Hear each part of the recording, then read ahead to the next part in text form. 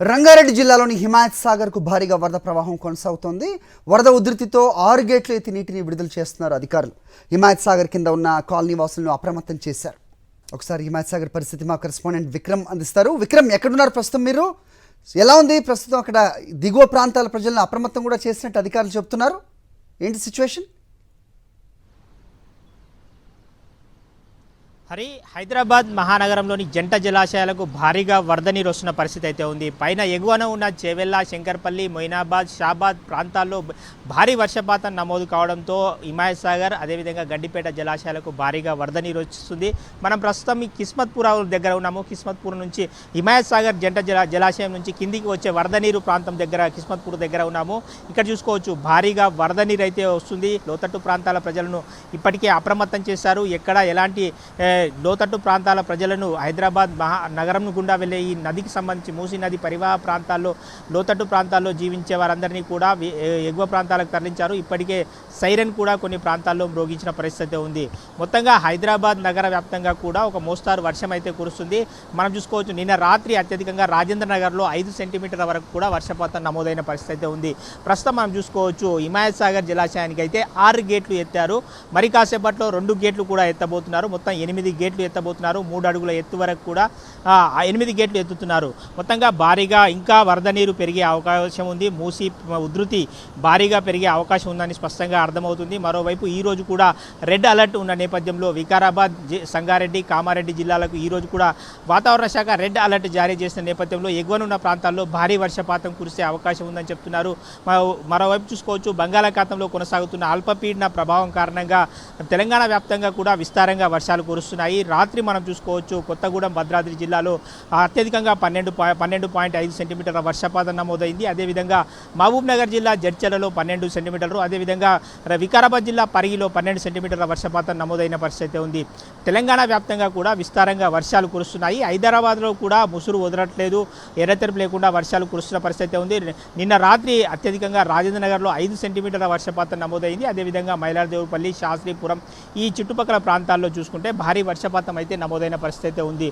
మొత్తంగా హైదరాబాద్ నగర వ్యాప్తంగా కూడా ఈ రోజు కూడా భారీ వర్షపాతం నమోదయ్యే అవకాశం ఉంది అని చెప్పి వాతావరణ శాఖ చెప్తుంది. ఆరెంజ్ అలర్ట్ జారీ చేయడం జరిగింది. గ్రేటర్ హైదరాబాద్ మహానగర వ్యాప్తంగా కూడా ఈరోజు ఆరెంజ్ అలర్ట్ ఉంది. పలు ప్రాంతాలు వర్షం కురిసే అవకాశం ఉందని చెప్పి వాతావరణ శాఖ చెప్తుంది. అదేవిధంగా జంట జలాశయాల దిగువన ఉన్న ప్రాంతాల ప్రజలందరినీ కూడా పూర్తిగా అలర్ట్ చేయడం జరిగింది. Hari, all right Vikram, thanks for the inputs. మరోవైపు హుస్సేన్ సాగర్ నిండుకుండం తలపిస్తోంది. కొద్ది రోజులుగా కురుస్తున్న వర్షాలకు భారీగా వరద నీరు వచ్చి చేరుతోంది. సో మరి గేట్ ఎత్తి నీటిని కిందకి వదిలినట్టయితే కనుక దిగువనున్న ప్రాంతాలు అప్రమత్తంగా ఉండాల్సిన సిచ్యువేషన్. సో అధికారులు ఏ విధంగా సమాయత్తమయ్యారో చూడాల్సిన అవసరం కూడా ఉంది. మా కరెస్పాండెంట్ రవిచంద్ర అక్కడే ఉన్నారు, మాట్లాడదాం. రవిచంద్ర, చెప్పండి. ట్యాంక్ బండ్ నిండు కుండం తలపిస్తున్నట్టుగా చూస్తున్నాం. సో గేట్లు ఏమన్నా ఓపెన్ చేశారా? దిగువ ప్రాంతాల పరిస్థితి ఏంటి? ఎక్కడున్నారు ప్రస్తుతం మీరు? అప్డేట్ చెప్పండి. హరి, హుస్సేన్ సాగర్ దగ్గర ఉన్నాం. హుస్సేన్ సాగర్ నిండు కుండలా తలపిస్తుంది. ఎగువ ప్రాంతంలో గత 2 రోజుల నుంచి కురుస్తున్నట్టు భారీ వర్షాలకు కుకట్పల్లి కావచ్చు, బోరబండ, మియాపూర్ నుంచి కురుస్తున్నట్టు ఆ ఏరియాలో కురుస్తున్నట్టు వర్షం అంతా ఇటు హుస్సేన్ సాగర్ కు వస్తుంది. హుస్సేన్ సాగర్ నుంచి ఈ విధంగా వెళ్తున్నాయి. అంటే ఎగువ నుంచి 600 క్యూసెక్కుల నీరు వస్తుంది. మొత్తం ఈ హుస్సేన్ సాగర్ కు వచ్చిన నీళ్లు వచ్చినట్టు ఇది ఒక మత్తడిలాగా, దాంతోపాటు తూముల్లాగా ఈ విధంగా చూస్తున్నాం. ఇప్పుడు మనం లైవ్ లో చూస్తున్నాం. ఈ విధంగా 860 క్యూసెక్కుల నీళ్లు దిగువకు విడుదల చేస్తున్నారు. దీంతో హుస్సేన్ సాగర్ కింద ఉన్నట్టుగా కాలనీలను కూడా అప్రమత్తం చేశారు. అశోక్ నగర్ కావచ్చు, మిగతా గోల్నాక కావచ్చు, ఇటు అంబర్పేట ఏరియాలో కూడా అందరినీ అంటే దిగువ ప్రాంతంలో ప్రజల్ని కూడా అప్రమత్తం చేశారు అధికారులు. జీహెచ్ఎంసీ అధికారులు, హైడ్రా అధికారులు, మిగతా పోలీసులు కూడా అప్రమత్తం చేసేసి రెవెన్యూ, ఇరిగేషన్ అందరూ కూడా ఇందులో సమాయత్తమయ్యారు. ఎందుకంటే నిన్న ఈ రోజు రేపు కూడా సెలవులను రద్దు చేశారు. ప్రభుత్వ అధికారులకు సెలవులు రద్దు చేసి ఎప్పటికప్పుడు మానిటరింగ్ చేయాల్సిన అవసరం ఉంది. ఎందుకంటే తెలంగాణలో 11 జిల్లాలకు రెడ్ అలర్ట్, మరో 11 జిల్లాలకు ఆరెంజ్ అలర్ట్, మరో 11 జిల్లాలకు ఎల్లో అలర్ట్ ప్రకటించింది. దీంతో రెడ్ అలర్ట్ ఉన్నటువంటి ప్రాంతాల్లోకి జిల్లాలకు స్కూల్స్ కూడా సెలవులు ప్రకటించారు. దీంతో హైదరాబాద్ లో కూడా రెడ్ జోన్ లో ఉన్నందున హైదరాబాద్ లో కూడా స్కూళ్లకు సెలవులు ప్రకటించారు. ఎందుకంటే ఆ స్కూళ్లకు వెళ్లేట సమయంలో పిల్లలకు కూడా ఇబ్బంది అవుతుంది. ఎందుకంటే ఆటోల్లో వివిధ బస్సుల్లో వెళ్తుంటారు.